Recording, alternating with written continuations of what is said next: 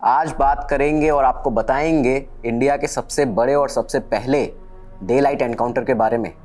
वो एनकाउंटर जिसमें 1000 से ज़्यादा गोलियां चली, करीबन 3.5 घंटे तक वो ऑपरेशन चला था और 150 से ज़्यादा पुलिस वाले इसमें शामिल हुए। वो ही एनकाउंटर जिसके लिए सबसे पहले देश की ATS बनाई गई, एंटी टेररिस्ट स्क्वाड, और सबसे पहले बनी हुई उस ATS के ऊपर आरोप भी बहुत सारे लग गए, बहुत से एलिगेशंस लगे, इंक्वायरीज बैठी। आरोप कैसे कि ये एनकाउंटर जो है वो अंडरवर्ल्ड डॉन दाऊद इब्राहिम के कहने पर किया गया है। ये भी आरोप लगा कि जब ये एनकाउंटर हुआ तो उस फ्लैट से जो 70 लाख रुपए मिले थे गैंगस्टर्स के, उसे ATS ने और मुंबई पुलिस ने गायब कर दिया। तो आखिर ये गैंगस्टर्स थे कौन? माया डोलस, दिलीप बुआ, अशोक नतकर्णी, अनिल पवार और राजू पुजारी, ये 5 गैंगस्टर्स जिन्हें उस समय डी कंपनी के अंडरवर्ल्ड डॉन दाऊद इब्राहिम के टॉप 5 शार्प शूटर्स माना जाता था। इनका ये एनकाउंटर है और कैसे ये वहाँ तक पहुँचे और किस तरह से इस एनकाउंटर को अंजाम दिया गया, आज ये आपको बताएंगे। तो शुरुआत में चलते हैं और शुरुआत करते हैं 1980 से। 1980 से 1990 का जो दौर था, ये 10 साल में मुंबई ने अपनी सड़कों पे हर रोज़ ब्लडशेड देखा है। इस समय मुंबई गैंग वॉर्स देख रही थी, गैंग राइवलरीज देख रही थी, एनकाउंटर्स देख रही थी और एनकाउंटर को ख़त्म करने वाले जो एनकाउंटर स्पेशलिस्ट और एनकाउंटर एक्सपर्ट होते हैं, इनको बढ़ते हुए भी देख रही थी। तो यही वो दौर था जब पुराने जो गैंग्स थे, जो पुराने अंडरवर्ल्ड डॉन हुआ करते थे, जैसे माटुंगा से वर्दा भाई, वरदराजन मुदालियर, और डोंगरी से करीम लाला, तस्करी में बात की जाए तो हाजी मस्तान, इनका डाउनफॉल शुरू हो चुका था। यही वो दौर था जब नई उम्र के जो गैंगस्टर्स थे, जिन्हें आप आज अंडरवर्ल्ड डॉन दाऊद इब्राहिम, छोटा शकील, छोटा राजन, अरुण गवली, मनिया सुरवे, इनके नाम से जानते हैं, इन लोगों का राइज होने लगा था इन्हीं 10 सालों के बीच में। क्योंकि इनके जो क्राइम करने का तरीका था, जो ऑर्गेनाइज क्राइम इन्होंने बदली थी, ऑर्गेनाइज क्राइम की परिभाषा वो ऐसी थी कि उसमें ये एक्सटॉर्शन भी करते थे, ये प्रोटेक्शन मनी मांगते थे लोगों से, फिल्मों में दखल देते थे, और कंस्ट्रक्शन इंडस्ट्री, क्योंकि उस समय मुंबई में बहुत अपने बूम पर थी, बहुत ज़्यादा कंस्ट्रक्शन हो रहा था, बिल्डर्स आ रहे थे, तो बिल्डर्स से एक्सटॉर्शन करते थे। इसी 10 साल में तमाम सारे गैंग्स मुंबई में आए और उन गैंग्स में एंट्री का जो क्रेज़ हुआ करता था वो इस तरह का था कि देश के अलग अलग राज्यों से बहुत से लड़के आके इन गैंग्स में शामिल हो जाते थे। कुछ लोगों को ये गैंग के जो लीडर थे वो हैंड पिक करते थे और कुछ जो लड़के होते थे वो लगातार इन गैंग्स में आके शामिल हो जाते थे। इसी तरह से शुरुआत हुई माया डोलस, दिलीप बुआ की, जिन्हें कहा जाता है कि मुंबई अंडरवर्ल्ड के 80 से 90 के दशक के best sharp shooters D company के लिए। इनकी शुरुआत कैसे हुई ये आपको बताते हैं और किस तरह ये डी कंपनी में शामिल हुए। तो बात करते हैं माया डोलस की।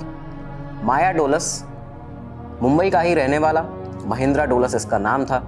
इसकी माँ ने इसको नाम दिया था माया, और बताया जाता है माया डोलस के बारे में कि बहुत ही इस तरह का आदमी जो कम सोचने वाला, ज़्यादा करने वाला, शोबाजी बहुत ज़्यादा उसको अच्छी लगती थी, पसंद आती थी, रात को पब्स में जाना, डांस करना और पब्लिकली गोलियां चला देना। AK-47 इसने कई बार पब्लिक में फायर कर दी। तो इस तरह की थोड़ी शो ऑफ, और बताते हैं उसकी भाषा बहुत अभद्र थी, मतलब गालियां वो बहुत ज़्यादा देता था। तो इस तरह का एक आदमी 16 साल की, महज 15-16 साल की उम्र में अशोक जोशी का गैंग उसने ज्वाइन कर लिया। अशोक जोशी घाटकोपर कांजूर मार्ग का एक बहुत ही ग्रेडेड गैंगस्टर, अपना एक गैंग चलाता था। तो उसका गैंग जब इसने 15-16 साल की उम्र में ज्वाइन किया, वहाँ पे इसने बहुत सारे क्राइम्स किए। लेकिन दाऊद की नज़रों में ये कब आया और कब इसकी एंट्री डी कंपनी में हुई, वो दौर था 86 से 87 का। 1986 से 87 के बीच में ये अंडरवर्ल्ड डॉन अरुण गवली के लिए काम करने लगा था, माया डोलस। और गवली के लिए काम करते करते इसने तमाम सारे क्राइम्स किए। उस समय गवली का एक राइवल गैंग हुआ करता था, अमर नायक। अमर नायक गैंग के बहुत से लोगों को माया डोलस ने मारा था और नाक में एक तरह से दम करके रखा हुआ था अमर नायक गैंग की माया डोलस ने। उस बीच इसको एक बार पुलिस ने भी गिरफ्तार किया, तो इसने एक पुलिस वाले को चाकू मारा और ये वहाँ से भाग गया, उस पुलिस वाले की मौत हो गई थी। तो इस तरह का शातिर एक गैंगस्टर जो पुलिस वाले को भी मार के भागा हुआ था। अब हुआ ये कि जब अरुण गवली और अमर नायक की सुलह हुई, जब कॉम्प्रोमाइज़ हुआ इन दोनों का, तो डील ये रखी गई अमर नायक द्वारा कि माया डोलस उसे चाहिए था और गवली ने इस पर हामी भी भर दी। गवली ने कहा बिल्कुल, आज से हम एक दूसरे के काम में टांग नहीं अड़ाएंगे, लेकिन और माया डोलस हम तुम्हें देते हैं। अब ये जब चीज़ हुई और ये माया डोलस को पता चली तो वो समय था 87 का, 1987 में, जब ये अरुण गौली का गैंग छोड़ के डी कंपनी में शामिल हुआ। अब यहाँ से डी कंपनी में माया डोलस की एंट्री हो गई। इस बीच दिलीप बुआ कहाँ था? दिलीप बुआ घाटकोपर के कांजूर मार्ग का रहने वाला एक बहुत ही ब्रूटल और बहुत ही शातिर शार्प शूटर जिसे कहते हैं, उसके बारे में बताया जाता है कि वो उस क्राइम की दुनिया में इस तरह से बढ़ा था कि चेंबूर में एक बस स्टॉप पर उसने 2 लड़कियों को सिर्फ इसलिए गोली मार दी थी क्योंकि वो उसके ऊपर हंस रही थी। ऐसा उसे लगा कि वो उसके ऊपर हंस रही हैं, उसने उन दोनों को गोली मार दी। तो इस तरह का एक बहुत ही खूंखार शार्प शूटर दिलीप बुआ, बढ़ते बढ़ते क्राइम की दुनिया में इसने 86 में 86 और 87 में इसने रमा नायक का गैंग ज्वाइन किया। रमा नायक की नज़र इस पर पड़ी और उसने इसे अपना बॉडीगार्ड बना लिया। लेकिन रमा नायक की आप किस्मत देखिए कैसी कि उसे मारा भी तो उसके बॉडीगार्ड नहीं। जी हाँ, दिलीप बुआ को जब ये बात पता चली कि दिलीप बुआ को बॉडीगार्ड बना लिया है रमा नायक ने, तो दाऊद इब्राहिम ने छोटा राजन को एक काम दिया कि दिलीप बुआ से संपर्क किया जाए और उसे बोला जाए रमा नायक को ख़त्म करने के लिए, क्योंकि रमा नायक सेंट्रल मुंबई का एक डॉन था, अपना खुद का एक बहुत बड़ा गैंग चलाता था और सबसे बड़ी बात कि वो दाऊद से हट के काम करता था, वो दाऊद के साथ डी कंपनी के साथ काम नहीं करता था। तो जब ये ख़त्म करना चाहा इन लोगों ने, डी कंपनी ने रमा नायक को, और ये प्लान बनाया, तो उस समय पे छोटा राजन ने 2 ऑफ़र दिए थे दिलीप बुआ को। एक पहला कि बहुत सारा पैसा मिलेगा और दूसरा डी कंपनी में डायरेक्ट एंट्री मिलेगी अगर तुम रमा नायक को मारते हो। दिलीप बुआ ने ऑफ़र एक्सेप्ट किया और चेंबूर में ही उसने रमा नायक को गोली मार दी थी और बहुत नज़दीक से उसने गोली मारी थी। रमा नायक की उसी दिन मौत हुई और उसका गैंग भी ख़त्म हुआ। दिलीप बुआ की यहाँ से डी कंपनी में एंट्री होती है और साल था 1988 जब दिलीप बुआ और माया डोलस डी कंपनी में मिले। ये एक दूसरे से डी कंपनी में मिलते हैं। इसके बाद बहुत सारी इनकी जोड़ी क्राइम करती है वहाँ पे डी कंपनी के दाऊद इब्राहिम के लिए। अब होता ये है कि ये दौर आ चुका था जब 1988 में दाऊद इब्राहिम के बराबर कोई भी इस तरह का बड़ा गैंग नहीं था, ना बड़ा गैंगस्टर था जो उसकी बराबरी पे गैंग मुंबई में चला रहा हो, सिवाय एक गैंग के, अशोक जोशी गैंग। अशोक जोशी गैंग वही जिसके लिए माया डोलस भी पहले काम कर चुका था, दिलीप बुआ भी काम कर चुका था। तो ये जो गैंग था इसे ख़त्म करना था। इसका काम दिया गया दाऊद इब्राहिम के द्वारा माया डोलस और दिलीप बुआ को। इन्हें प्रॉपर लोकेशन बताई गई कहाँ पे ये गैंग का बेस है, कहाँ पे ये लोग मिलेंगे, कितने लोग होंगे। और वो एक फ़िश मार्केट का एरिया था, वो ऐसी जगह थी जहाँ पे बहुत सकरी और तंग गलियाँ थी। वहाँ ये लोग पहुँचे, शूट आउट हुआ, प्रॉपर गैंग वॉर हुआ। 5 लोग उसमें मरे भी अशोक जोशी गैंग के, लेकिन अशोक जोशी वहाँ से भाग गया। ये मिशन दाऊद के लिए अब फेल हो चुका था क्योंकि जो उसका टारगेट था वो उसे मार नहीं पाया था। खैर उसके बाद दाऊद को आगे मौका मिला अशोक जोशी को मारने के लिए जब उसी के ड्राइवर श्याम सुंदर नायर ने अशोक जोशी की टिप दी थी डी कंपनी के एक एड को मुंबई में, अनिल परब। तो उसकी टिप के बाद में पनवेल में घेराबंदी करके गैंग वॉर हुआ था और दाऊद इब्राहिम गैंग ने अशोक जोशी गैंग को मारा था और ये काम दिया गया था छोटा राजन को। तो खैर ये उस समय इन लोगों ने अशोक जोशी को ख़त्म कर दिया था। और फिर 1988 में एक भी गैंग ऐसा नहीं बचा था जो दाऊद इब्राहिम के डी कंपनी के टक्कर का गैंग हो। ये वो दौर था जब दाऊद इब्राहिम और छोटा राजन दुबई जाके रहने लगे थे।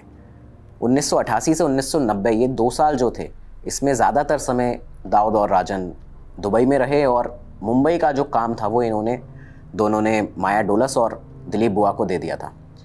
इन 2 सालों में तमाम सारे एक्सटॉर्शंस, तमाम सारे किलिंग्स, मर्डर्स माया डोलस गैंग ने किए। और ये वो टाइम था जब मुंबई के अंधेरी, खार और बैंड्रा, ये जो 3 जगह थी जहाँ पे गैंग्स बहुत ज़्यादा एक्टिव थे, वहाँ का सबसे बड़ा गैंग बन चुका था माया डोलस गैंग। अब साल आ चुका था 1990। 1990 में मुंबई में पोस्टिंग होती है ACP, additional commissioner of police AA Khan, Mumbai north. तो मुंबई नॉर्थ के ACP बनते हैं AA खान, आफ्ताब अहमद खान। और आफ्ताब अहमद खान ने जब ये देखा कि मुंबई की सड़कों पे रोज़ ही ब्लडशेड हो रहा है, तो उन्होंने 1990 में ही देश में पहली बार ATS फॉर्म की। देश में पहली बार ATS बनी, एंटी टेररिस्ट स्क्वाड। तो ATS का जो आइडिया था वो AA खान को आया था लॉस एंजलिस पुलिस डिपार्टमेंट की एक टीम होती है, special weapon and tactics team, उसको देखने के बाद, और उसके बाद मुंबई में एटीएस बनी और एटीएस ने बहुत सारे एनकाउंटर्स किए।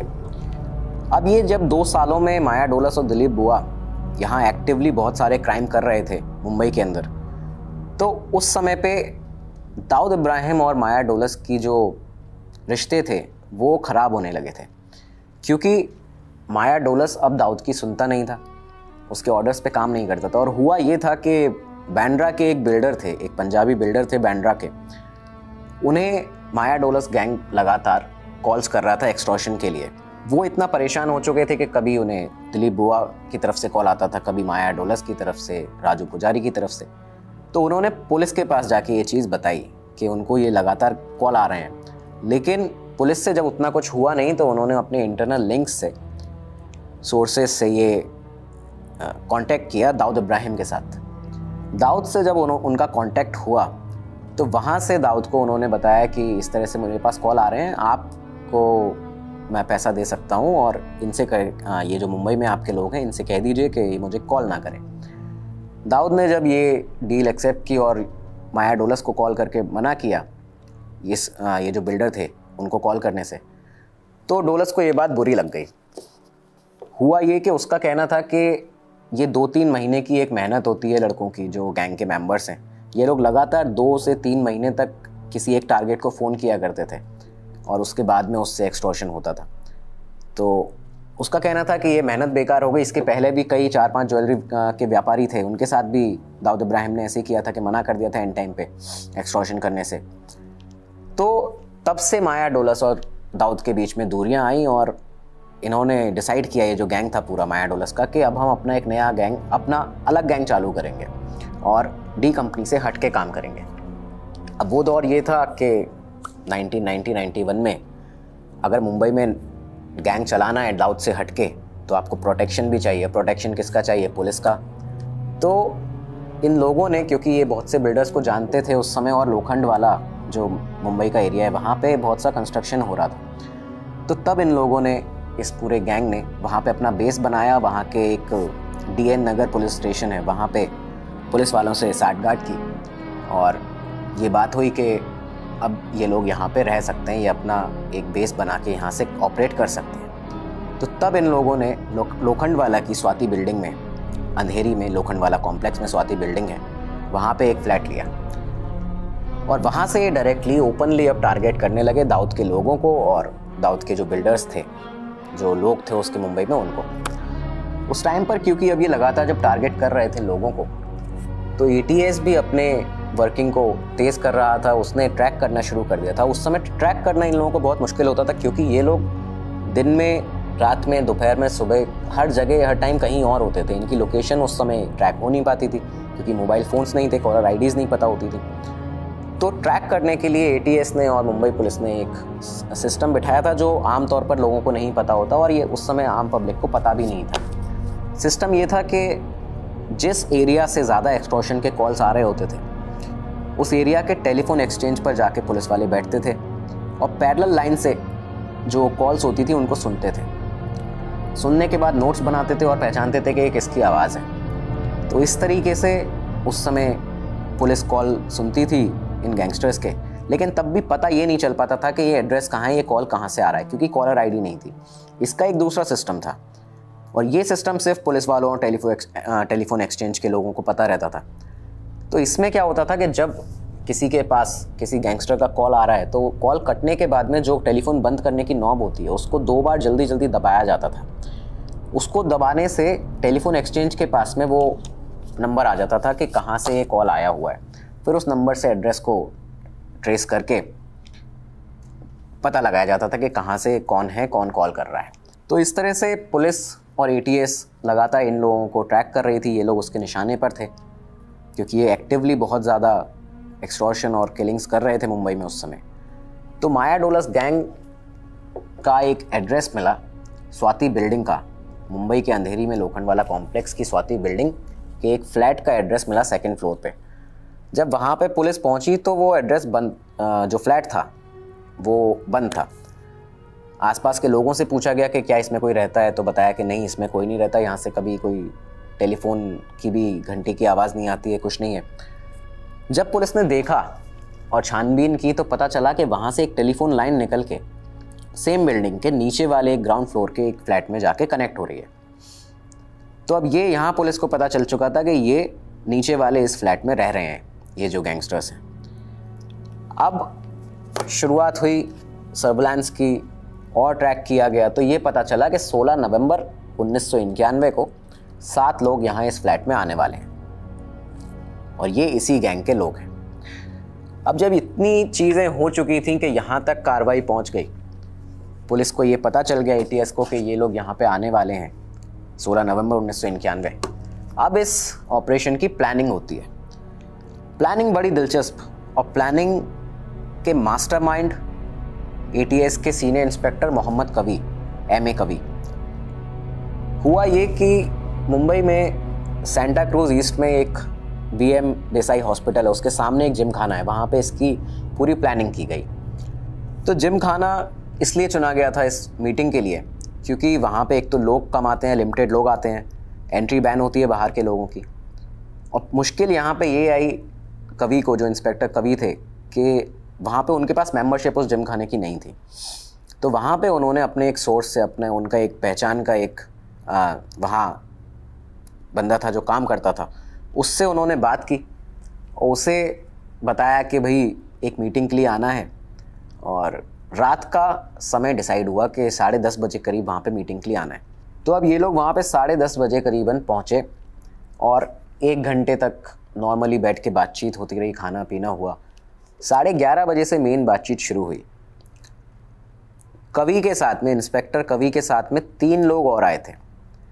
उसमें से एक ऐसा इंसान था जो शुरुआत में थोड़ा सा डरा हुआ लग रहा था और बताया जाता है कि वो, उसकी भाषा से सिंधी लग रहा था और ऐसा लग रहा था कि उसको स्वाति बिल्डिंग का बहुत ज़्यादा नॉलेज है, क्योंकि जब ये बातचीत मेन शुरू हुई 11:30 के बाद, तो उसने बहुत दफ़ा बातचीत में स्वाति बिल्डिंग का नाम लिया, बहुत दफ़ा वो मैप बताता रहा, माया डोलस का नाम लिया, इनके होलिया बताता रहा जो इन लोगों का होलिया था। तो ये सब चीज़ें उसको मालूम थी। 2:30 बजे तक ये पूरी प्लानिंग इन लोगों की चली है। सुबह 6 बजे ये लोग वहाँ से निकले हैं और उसके बाद में लोकेशन पे पहुँचे हैं 16 नवंबर 1991। इस आदमी के बारे में ये बताया जाता है, ऐसा कहा जाता है कि ये उल्लासनगर मुंबई का एक गैंगस्टर गोपाल रजवानी था। गोपाल रजवानी वही आदमी जिसका वो फ्लैट था जिसमें ये माया डोलस और इनका गैंग रह रहा था।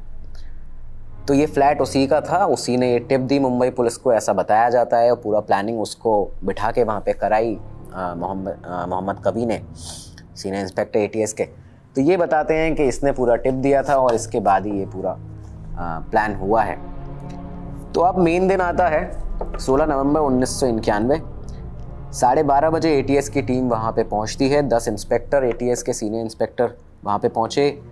मोहम्मद कवी उन्हें लीड कर रहे थे और 1:30 बजे तक इन्होंने पूरी बिल्डिंग को सीज कर दिया। तो डिसाइड ये हुआ था कि ये लोग मोहम्मद कवी लीड करेंगे, इनके साथ में सब इंस्पेक्टर घराल होंगे और एक कांस्टेबल होगा अंबादास। तो ये लोग वहाँ जाएंगे, डोर नॉक करेंगे और उसके बाद में गैंगस्टर्स को सरेंडर करने के लिए कहेंगे। अब यहाँ पे ये भी था कि बुलेट प्रूफ जैकेट इनके पास में, जो सब इंस्पेक्टर घराल थे उनके पास नहीं थी, तो उन्होंने बुलेट प्रूफ जैकेट नहीं पहनी हुई थी। और हुआ ये कि जब ये उस डोर पे पहुँचे, इन्होंने नॉक किया है, सामने से गोलियों का एक बर्स्ट आया। बहुत ही खतरनाक वहाँ से गोलियाँ सामने से चली हैं। एक गोली इंस्पेक्टर कवि के एल्बो में लगी और एक उनकी जैकेट में अटक गई। उन्होंने पहन रखी थी बुलेट प्रूफ जैकेट। और जो घराल थे उनकी किस्मत देखी कितनी अच्छी थी कि जैकेट नहीं पहने थे वो, लेकिन उनके कंधे से गोली लग के आर पार निकल गई, उनको कहीं और नहीं लगी, उनके चेस्ट में या फेस पे कहीं नहीं लगी, तो उनके कंधे पे गोली लगी। ये फायरिंग सामने से दिलीप बुआ कर रहा था।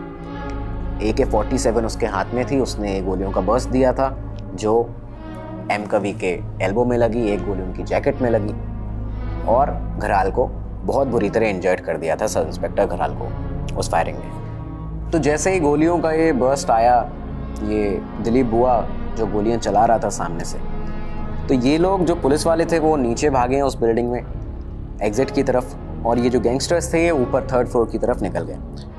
इन लोगों के पास, जो गैंगस्टर थे, इनके पास सेमी ऑटोमेटिक गन्स थी, और जो पुलिस वाले थे उनके पास 9mm पिस्टल और कार्बाइन ये इनके पास में थी। और माया डोलस के पास बताया जाता है कि इजरायली यूजी एक रिवॉल्वर होती है, तो वो उसके पास में थी। तो ये इस तरह से जब गोलियां चलना शुरू हुई और ये लोग नीचे आए तो लगातार दोनों तरफ से फायरिंग शुरू हो चुकी थी। करीबन 2 बजे वहाँ पे ATS के चीफ आफ्ताब अहमद खान पहुँचे स्पेशल रिजर्व पुलिस के साथ में। इस ऑपरेशन में ये ऐसा एक पहला ऑपरेशन होगा जिसमें कमिश्नर को जाके कंट्रोल रूम में बैठना पड़ा। मुंबई के कमिश्नर थे उस समय कृष्णमूर्ति, और उन्हें जाके कंट्रोल रूम में जाके बैठना पड़ा। वहाँ पे वो सुन रहे थे लगातार वायरलेस से, और वो बात करना चाहते थे AA खान से कि उनका कहना था कि ये एनकाउंटर रोक दिया जाए और पकड़ के इन्हें लाया जाए, इन्हें मारा ना जाए, ये जो गैंगस्टर्स थे।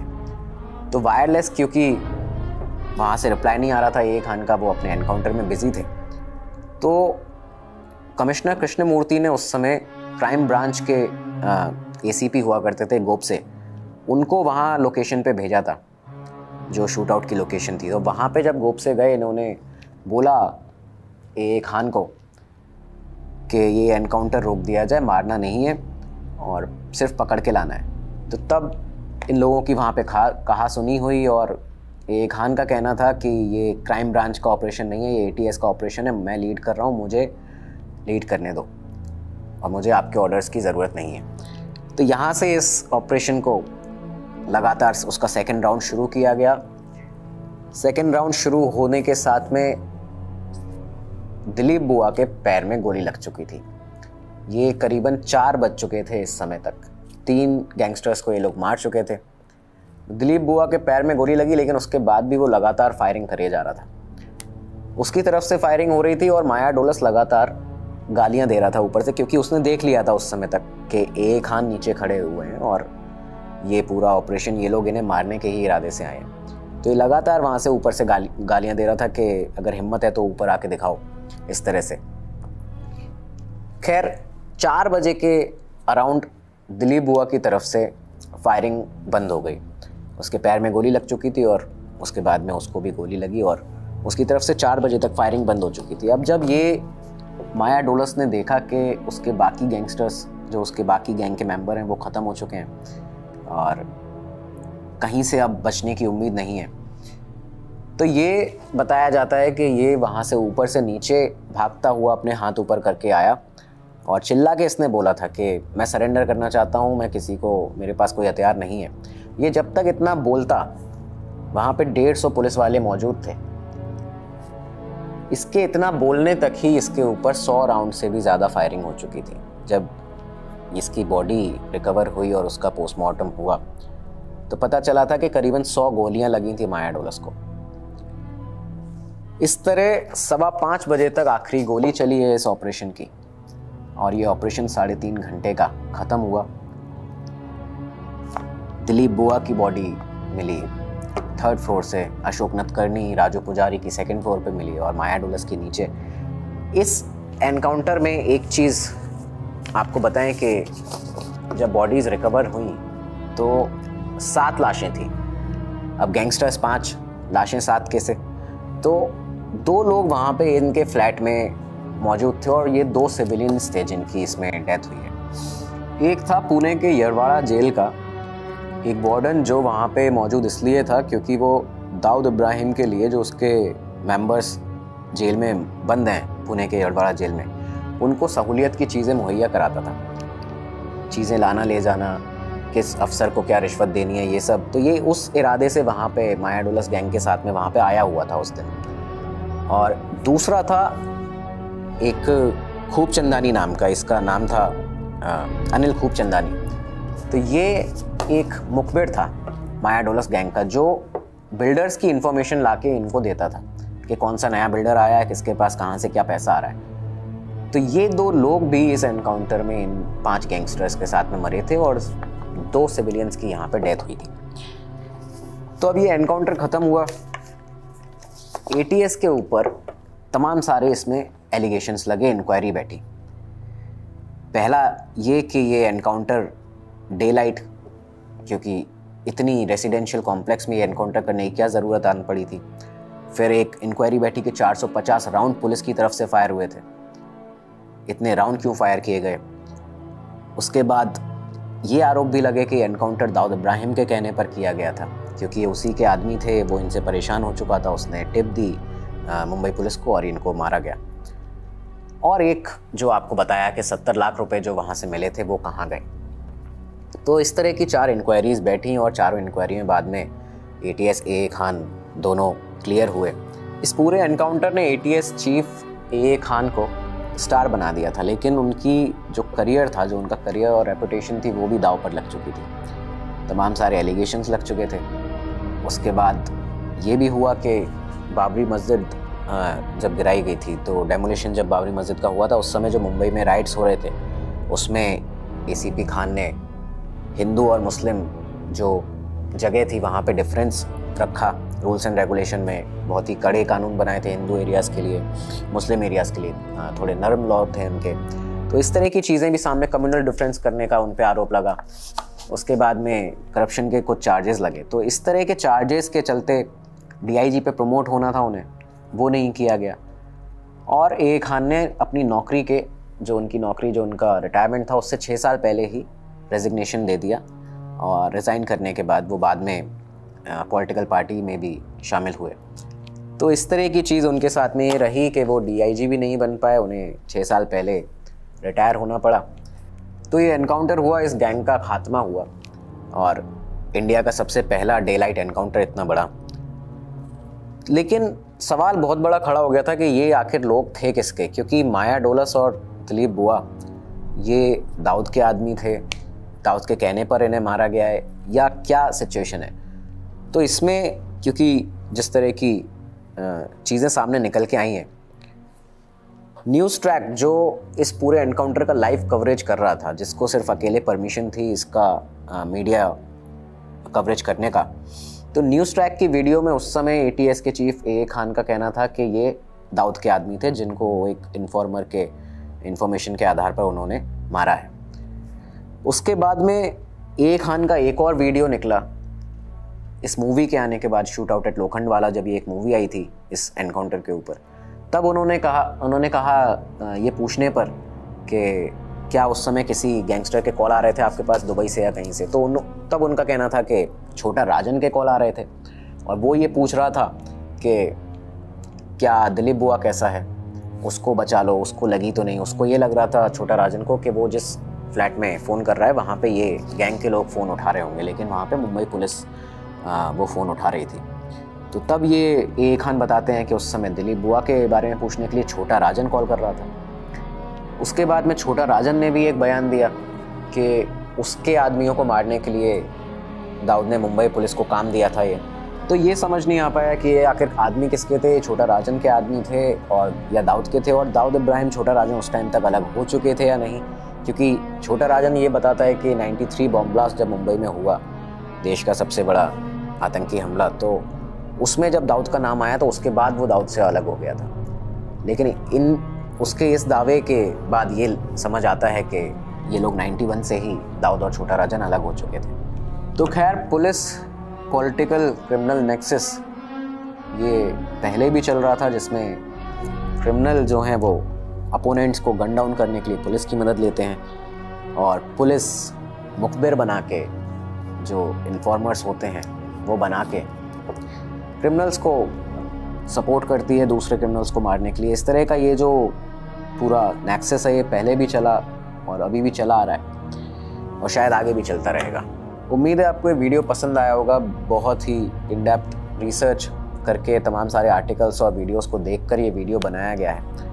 ऐसे और भी टॉपिक्स जो आप चाहते हैं कि उनको कवर किया जाए तो वो आप कमेंट सेक्शन में बता सकते हैं। बाकी हम तो आपके लिए और भी टॉपिक्स इस तरह के लेके आते रहेंगे। बहुत बहुत धन्यवाद। मैं वरुण जौहरी।